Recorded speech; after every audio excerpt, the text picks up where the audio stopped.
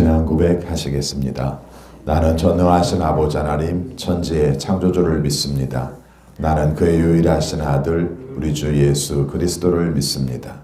그는 성령으로 잉태되어 동정녀 마리아에게서 나시고 본디오 빌라도에게 고난을 받아 십자가에 못 박혀 죽으시고 장사된 지 사흘 만에 죽은 자 가운데에서 다시 살아나셨으며 하늘에 오르시어 전능하신 아버지 하나님 우편에 앉아 계시다가 거기로부터 살아있는 자와 죽은 자를 심판하러 오십니다. 나는 성령을 믿으며 거룩한 공교회와 성도의 교제와 죄를 용서받는 것과 몸의 부활과 영생을 믿습니다. 아멘.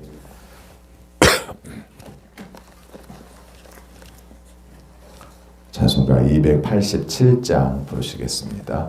287장입니다.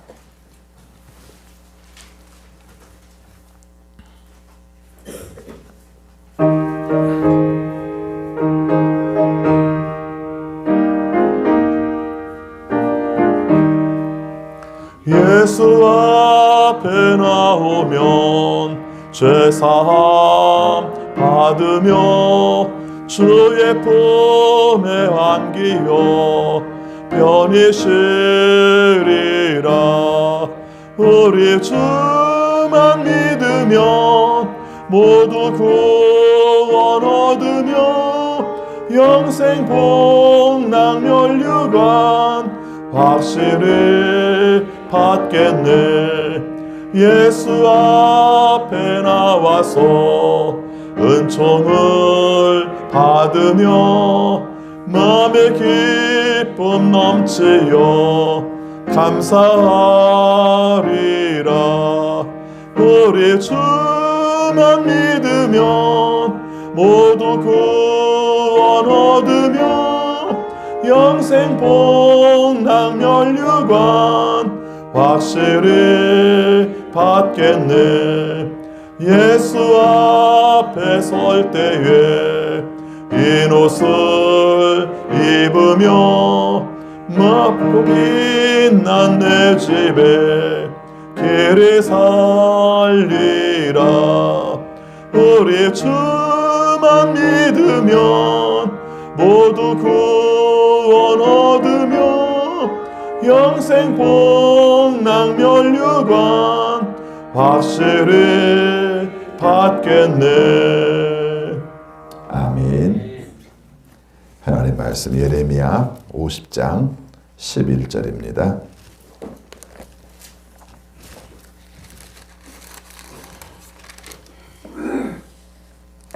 (11절부터) (20절까지) 교독하겠습니다. 나의 소유 나의 백성을 노력한 바벨로니아야, 너희는 그저 즐거워하고 기뻐서 뛰는구나. 너희는 그저 초원의 송아지처럼 뛰어다니고 힘센 말처럼 소리를 지르는구나.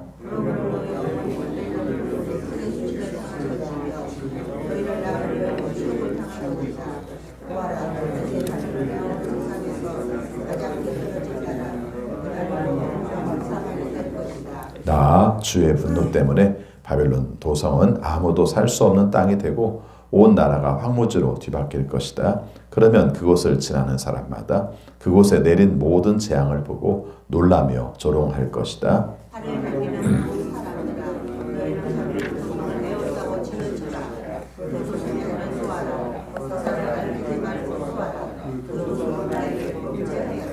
너희는 그 도성을 에워싸고 함성을 올려라. 그 도성이 손들고 항복하였다.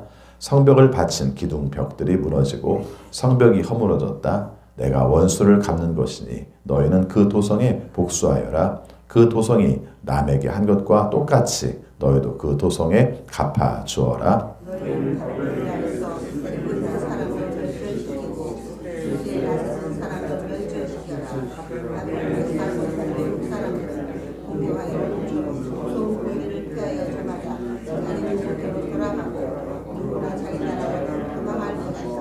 이스라엘은 사자들에게 쫓겨서 흩어진 양이다. 처음에는 아시리아 왕이 이스라엘을 양처럼 잡아먹었고 그 다음에는 바빌로니아 왕이 마침내 그 뼈까지 먹어치웠다.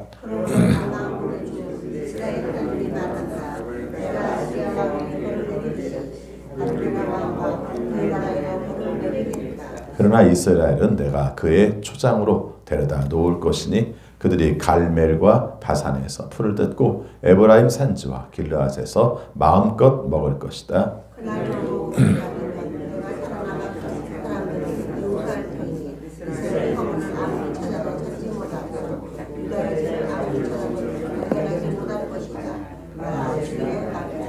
아멘. 오늘도 주님의 말씀에 순종하심으로 형통하는 우리 모두가 되시기를 축원합니다. 오늘 함께 읽은 말씀 예레미야 50장 말씀은 바빌로니아가 멸망할 것이라는 말씀을 하고 있습니다. 내일도 그런 내용으로 이어지고 있습니다. 근데 이 말씀을 듣는 사람들 입장에서는 사실은 바빌로니아가 지금 강성해지고 있을 때예요. 그렇죠? 강성해졌을 때죠. 그래서 앞에서도 잠깐 나옵니다만은 아시리아라는 나라가 이스라엘을 멸망시켰단 말이죠. 그때는 아시리아가 강성했어요. 그리고 나서 세월이 지른 다음에 한 200년까지는 다 안 되고요. 한 100 몇십 년 정도 지난 다음에 벌써 아시리아를 바빌로니아에 의해서 붕괴돼 버리고 말아요. 그리고 나서 바빌로니아가 점점 커져서 주변에 있는 국가들을 다 멸망시키고 있습니다. 그러니까 그런 상황에서 바빌로니아가 멸망한다? 잘 안 믿기죠. 어떻게 바빌로니아가 멸망할 수 있어? 이렇게 강성한 내용으로 보면은 전 세계를 다 침략하고도 남을 것 같아. 이런 상황인데 하나님께서 바빌로니아가 멸망한다고 말씀을 하십니다. 상황으로 보면은 또 이제 이스라엘 남유다죠. 남유다도 이미 바빌로니아에 의해서 망한 상태예요. 그래서 포로로 끌려갈 사람 끌려가고 그렇게 큰 정치적 영향력이 없는 사람들만 이 땅에 남아있는 상태죠. 이런 말을 들을 때 별로 희망이 없어 보여요. 이렇게 말을 해도 별로 안 느껴집니다. 하나님이 우리를 심판하셨는데 뭐 하나님께서 바빌로니아를 통해서 우리를 망하게 하셨는데 뭐 우리가 회복되겠어? 이런 생각을 가지고 있는데 그때는 하나님께서 오히려 강하게 아니 바벨론도 망해. 그리고 너희는 회복돼 이렇게 말씀을 하세요. 여러분 제가 예언서 얘기할 때마다 늘 두 가지 중요한 축을 말하죠. 평안하다고 생각하고 안정되다고 생각해서 우리의 힘으로 뭐든지 할 수 있다고 생각할 때는 하나님께서 망한다고 말씀을 하십니다. 이대로 살면 망해 이렇게 말씀을 하세요. 그런데 나라가 쫄딱 망했어요. 우리가 힘든 처지에 있습니다. 그래서 이제는 우리는 다 끝났어. 아무 희망도 없어. 우리는 하나님이 버린 거야. 이렇게 말씀하실 때는 오히려 하나님께서 아니 너희들을 다시 돌아오게 할 거야. 회복하게 할 거야. 하나님께서 원하시는 뜻으로 살게 해. 이렇게 말씀하십니다. 이 두 축이 왜 중요하냐면요. 그것이 반대로 되면 다 거짓 예언이 돼요.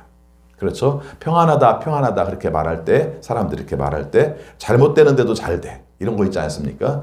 분명히 하나님이 보시기에 똑바로 살지 않는데 자꾸 부자 되고 뭐 잘 되고 이래요.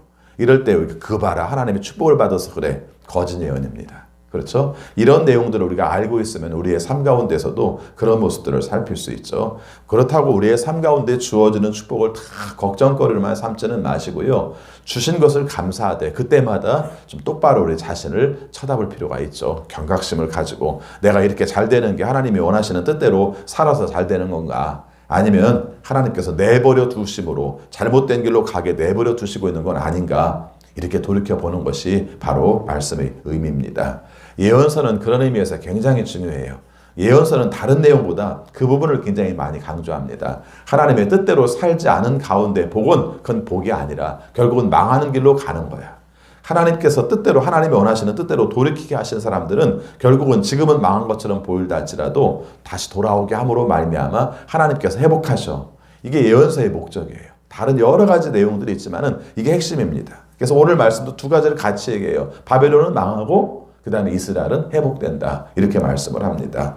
오늘 내용에서 바벨론이 왜 망하는가 몇 가지 이유가 있습니다. 첫 번째는요. 남의 나라를 함부로 한 나라든 똑같이 당한다는 겁니다. 우리가 이렇게 말하면 좀 그런 생각이 들죠. 아니 하나님이 망하게 하신 거 아닙니까? 예, 그것도 맞아요. 그런데 또 한 가지는 다른 나라의 고통들을 알지 못한 채 고통스럽게 한 나라는 그 나라도 그렇게 망한다는 겁니다. 그래서 요즘은 그런 표현을 잘 안 씁니다만 성경에도 나오는 표현인데 결국은 부직갱이와 같다. 타다만 부직갱이와 같다.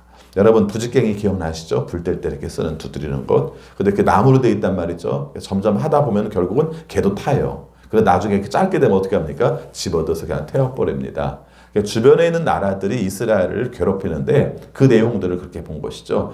그들이 처음에는 이스라엘을 심판하는 도구로 쓰일지 모르지만 결국은 그들도 다 불타 없어지는 도구가 되고 만다. 이렇게 말씀을 하고 있습니다. 두 번째는 하나님을 두려워하지 않는 사람들은 망한다는 것이죠. 그래서 하나님께서 원하시는 뜻을 깨닫지 못하고 자기 방식대로 사는 사람들은 잘못됐다는 것을 알게 된다는 것입니다. 그래서 결과적으로 우리가 하나님이 원하시는 뜻 가운데에서 사는 것이 얼마나 중요한가 하는 것이죠. 여기 보니까 이 사람들이 어떻게 없어질 것인지에 대해서 몇 가지로 말씀을 하고 있습니다. 여기 보니까 이런 말이 나옵니다. 12절 말씀 보겠습니다. 12절 같이 읽습니다. 그러므로 너희 어머니 바벨론 도성이 크게 수치를 당할 것이며 너희를 낳은 여인이 치욕을 당할 것이다. 보아라, 이제 바벨로니아는 온 세상에서 가장 뒤떨어진 나라, 메마르고 황량한 사막이 될 것이다. 세계 역사를 이렇게 쭉 보면요, 가장 잘 살았던 나라가 끝까지 잘 사는 게 아니라 나중에 보면은 굉장히 뒤처지는 경우들도 많습니다. 왜 그러냐면 한번 쫄딱 망하고 나면은 일어서기가 힘든 모습도 있는 것이죠. 그런 면들을 상기시키면서 얼마나 부끄럽고 얼마나 수치스럽고 얼마나 잘못됐는가 하는 것을 말씀을 하고 있습니다. 13절 말씀에서도 그들이 황무지가 될 것이다. 사람이 살 수 없는 땅이 될 것이다. 사람들이 그들을 굉장히 조롱할 것이다. 뭐 조롱받는 건 당연하지 않겠어요. 그렇죠. 그렇게 기고만장해서 모든 나라들을 압박하면서 힘들게 하더니 쫄딱 망했네. 이런 말이죠. 그렇게 될 것이라고 말씀을 하고 있습니다. 14절 말씀에서 맨 끝에 한 절에서 바로 하나님께 범죄하였다 이렇게 말하죠. 14절 같이 읽습니다. 화를 당기는 모든 사람들아, 너희는 바벨론 도성을 에워싸고 진을 쳐라. 그 도성에 화를 쏘아라. 화살을 아끼지 말고 쏘아라. 그 도성은 나에게 범죄하였다. 하나님께 범죄하였기 때문에 하나님께서 그대로 갚아준다는 말씀입니다. 15절도 마찬가지입니다. 15절 제가 먼저 읽습니다. 너희는 그 도성을 에워싸고 함성을 올려라. 그 도성에 손들고 항복하였다. 성벽을 받친 기둥벽들이 무너지고 성벽이 허물어졌다. 같이 읽습니다. 내가 원수를 갚는 것이니 너희는 그 도성에 복수하여라. 그 도성이 남에게 한 것과 똑같이 너희도 그 도성에 갚아 주어라. 나중에 이 일은 어떻게 이루어지죠? 페르시아로 말미암아 이런 일들이 이루어지죠. 그래서 처음에 이제 바벨론은 아시리아를 우리가 강하게 눌러버렸고, 그 다음에 바벨론은 여러분이 아시는 것처럼 페르시아에서 똑같이 당하는 과정들을 보게 됩니다. 그래서 결국 다 없어졌어요. 16절 말씀 보니까 씨 뿌리는 사람도 없어지고 추수하는 낯든 사람도 없어지고, 심지어는 바벨로니아에 살기 위해서 왔던 외국 사람들이 더 이상 살 수 없으니까 다 돌아가 버리고 마는 이런 상태들을 말을 하고 있습니다. 이게 별거 아닌 것 같은데요. 이게 한마디로 말하면 세계의 중심의 축이었던 것이 다 무너졌다는 얘기거든요. 이래서 우리가 역할들을 감당한 내용들이 다 의미 없는 존재가 되었다 이렇게 말씀합니다. 하나님께서 그들을 잠깐 도구로 쓰셨을 뿐이지 하나님의 백성들을 함부로 하는 사람들을 그냥 두시지는 않으신다 이렇게 말씀하시죠.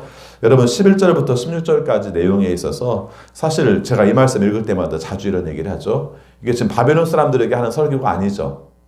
엄격히 말하면 이스라엘 사람들에게 하는 말씀이에요. 근데 그 바벨론 사람들에 대한 멸절에 관한 내용은 결국은 누가 좋은 말씀입니까? 이스라엘의 회복의 말씀이라는 걸 깨닫게 하시는 것이죠. 자, 그래서 17절부터 20절까지 해서 이스라엘의 회복에 대해서 말씀을 하십니다. 17절 같이 읽습니다. 이스라엘은 사자들에게 쫓겨서 흩어진 양이다. 처음에는 아시리아 왕이 이스라엘을 양처럼 잡아먹었고, 그 다음에는 바벨로니아 왕이 마침내 그 뼈까지 먹어치웠다. 참 간단하게 말씀을 하죠. 그렇죠? 여러분이 아시는 것처럼 BC 722년에 북이스라엘이 아시리아에 의해서 망해버렸단 말이죠. 그리고 우리가 BC 586년에 여기 바빌로니아가 의해서 남유다가 망해버렸단 말이죠. 이 내용들을 그냥 간단히 말해요. 사자에 쫓기는 양과 같다. 그림이 이렇게 그려지지 않습니까? 뭐 강한 맹수가 이렇게 다가오니까 양이 뭐 꿈쩍도 못하고 저항도 못한 상태로 그냥 다 죽어버리는 이런 상태들을 말하고 있는 것이죠. 그런데 거기서 끝난 게 아닌 겁니다. 18절 같이 읽습니다. 그러나 나 만군의 주 이스라엘의 하나님이 말한다. 내가 아시리아 왕에게 벌을 내렸듯이 바빌로니아와 그의 나라에도 벌을 내리겠다. 예. 결국은 그들이 우리가 결국은 망하게 될 것이다. 아까 말한 것처럼 페르시아에 의해서 망하게 될 것이다 하는 말씀이죠.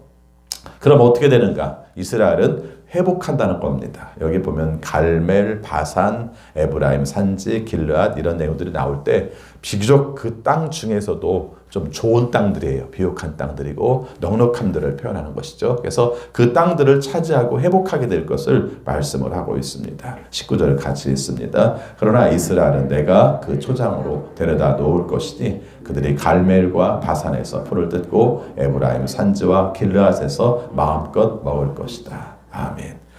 여러분 이런 말을 들으면 어땠을까요? 뭐 정확하게 이 말씀을 했을 때가 바벨론의 포로가 된 지 몇 년째 되는 말씀이다. 이렇게 알기는 쉽진 않아요. 그러나 아무리 길게 잡아봐도 초반이에요. 왜요? 예레미야에 의해서 예언된 내용이 이스라엘이 망할 것이라는 말씀부터 시작을 해서 지금까지 오고 있다고 생각하면은 그렇게 뭐 이렇게 거의 끝부분에 다다른 말씀으로 보여지지는 않아요. 초반에 해당되겠죠. 그랬을 때 이 말씀을 들을 때 어떤 생각이 들을까요? 와, 그날이 얼마나 좋을까? 막 이런 생각도 안 들었을 겁니다.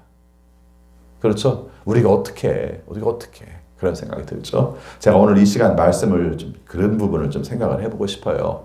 우리가 살면서 어떤 때는 막막할 때 있죠. 희망이 안 보일 때요. 도무지 어떻게 회복이 안 될 때. 그럴 때 하나님의 말씀을 읽으면서도 와, 하나님 이렇게 말씀하셨어. 나도 결국은 이렇게 하나님께서 회복하실 거야. 지금은 내가 고난을 당하지만 하나님께서 회복하실 거야. 이런 생각이 안 들 때도 있어요. 너무 힘들면. 내가 이렇게 평생을 살아야 되나 이런 생각이 들 때도 있어요. 오늘 말씀을 좀 그렇게 제가 연결을 시키고 싶어요. 근데 결국은 성경에서 하나님께서 이렇게 말씀하신 내용을 통해서 결국은 어떻게 합니까? 하나님께서 바꾸시는 거죠. 저는 지금도 하나님이 역사하신다고 믿어요. 여러분도 그러세요? 그리고 그것은 여러분의 삶 가운데서도 하나님께서 역사하신다고 믿어요. 맞죠? 예. 저 금년 한 해 지나오는 과정에서 코로나19만이 아니라 굉장히 생각한 게 많고 마음 아팠던 일들이 되게 많았어요. 여러분들도 아마 느끼시겠지만은 아프실 때, 사람들이 특별히 아프실 때 되게 마음이 아파요. 되게 힘들어요. 그리고 그때마다 이게 무슨 뜻이지? 왜 이렇게 되는 거지? 내가 뭐 잘못한 건 없나? 저도 그 생각을 계속 하고 있어요. 저 자신에 대한 것이죠.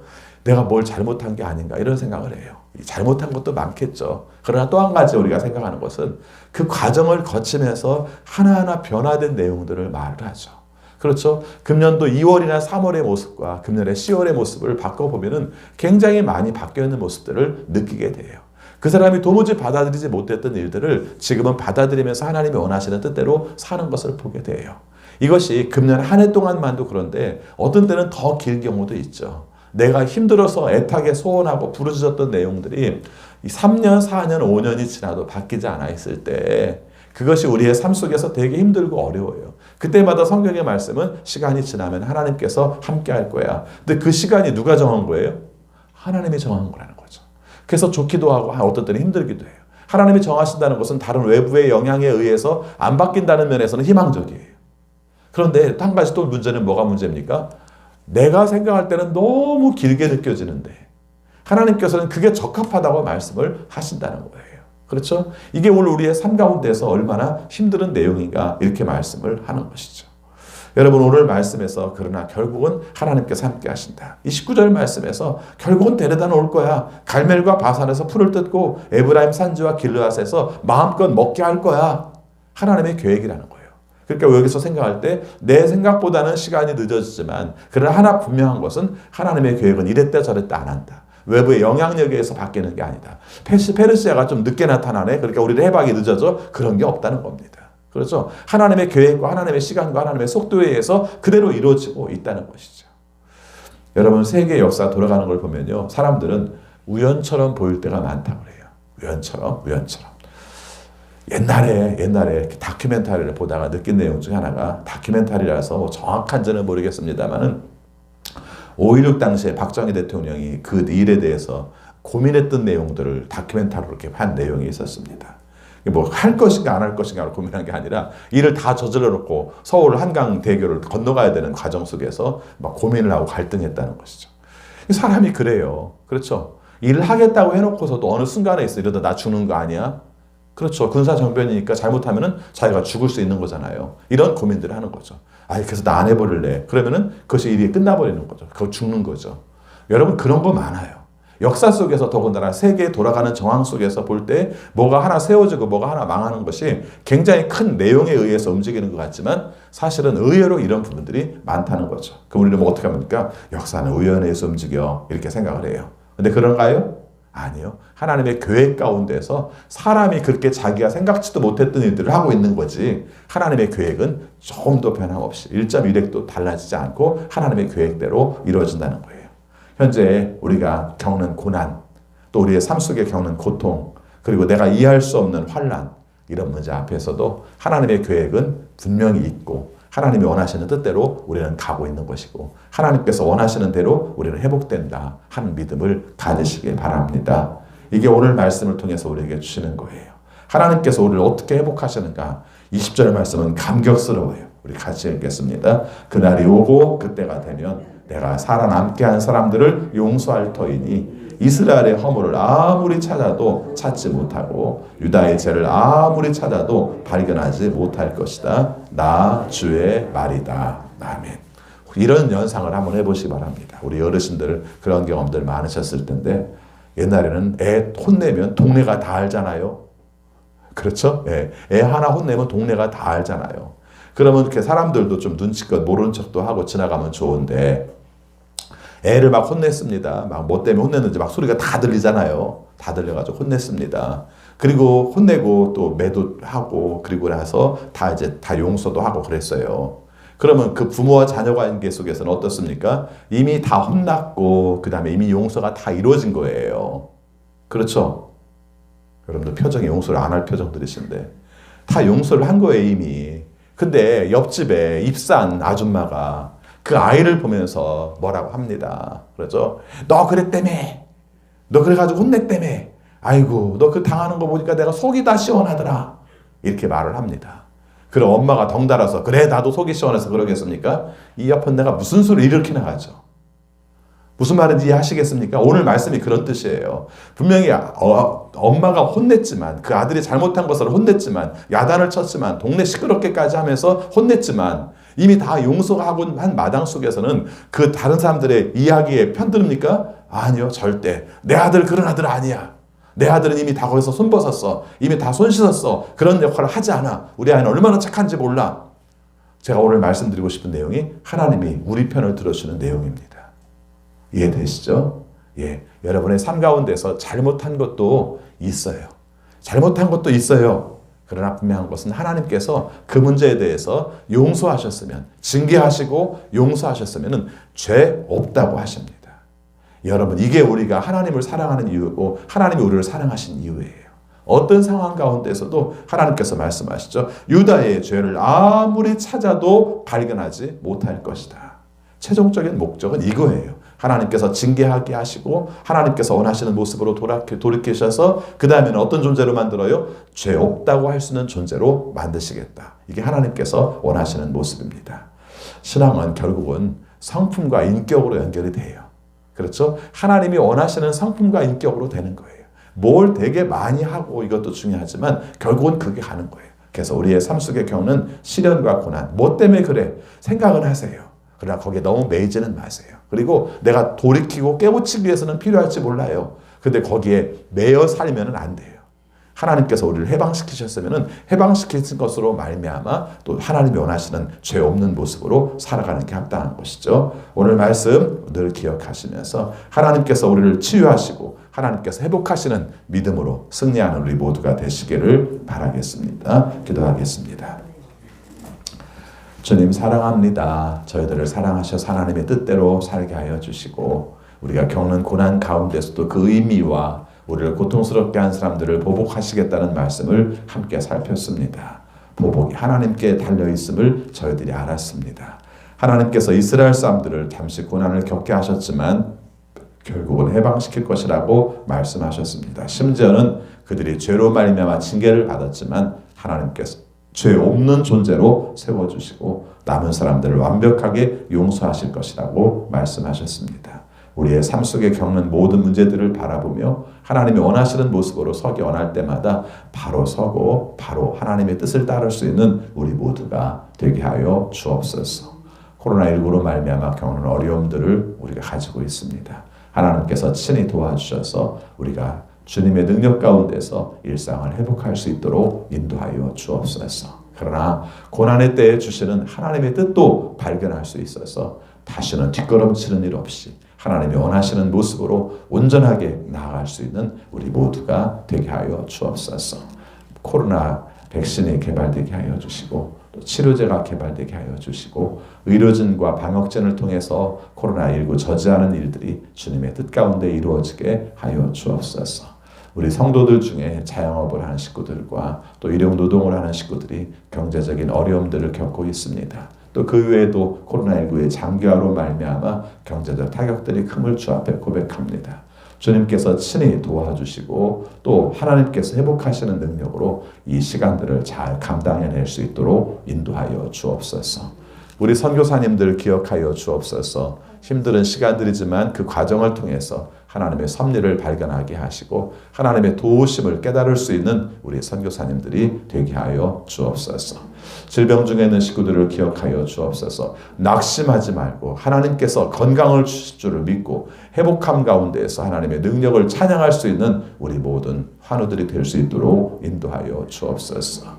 특별히 항암 치료받고 있는 식구들 기억하여 주시고 또 항암의 회복 후에 또 주님 앞에서 완벽하게 치료되기를 원하는 식구들 함께하여 주옵소서. 또 여러 가지 질병으로 말미암아 몸이 불편해진 식구들도 있습니다. 주님께서 긍휼히 여겨주시고 또 재활 치료의 과정들을 통해서 회복하는 능력들을 경험할 수 있도록 인도하여 주옵소서. 아버지, 어린 자녀들을 기억해 주셔서 어린 자녀들이 장기적인 질병을 앓고 있을 때 얼마나 답답하고 또 마음 아픈지 모릅니다.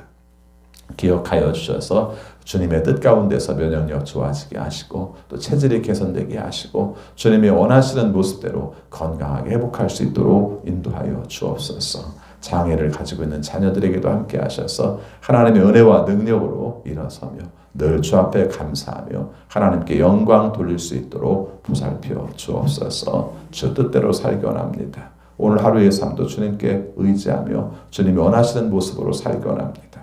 우리 성도들이 수요 예배를 회복하게 하여 주셔서 하나님이 원하시는 뜻대로 나아갈 수 있는 우리 모두가 되게 하여 주옵소서. 오늘도 주 앞에 소원 가지고 나와 기도하는 성도들마다 비록 육체적인 제목을 가지고 기도를 시작하였지만 육체적인 내용도 응답되고 영적인 능력도 하나님의 가까이 계심도 하나님의 도우심도 우리가 철저히 깨달을 수 있는 기도의 시간이 되게 하여 주옵소서. 예수 그리스도 이름으로 기도하옵나이다. 아멘. 하늘에 계신 우리 아버지의 이름을 거룩하게 하시며 아버지의 나라가 오게 하시며 아버지의 뜻이 하늘에서와 같이 땅에서도 이루어지게 하소서. 오늘 우리에게 일용할 양식을 주시고 우리가 우리에게 잘못한 사람을 용서하여 준 것 같이 우리 죄를 용서하여 주시고 우리를 시험에 빠지지 않게 하시고 악에서 구하소서. 나라와 권능과 영광이 영원히 아버지의 것입니다.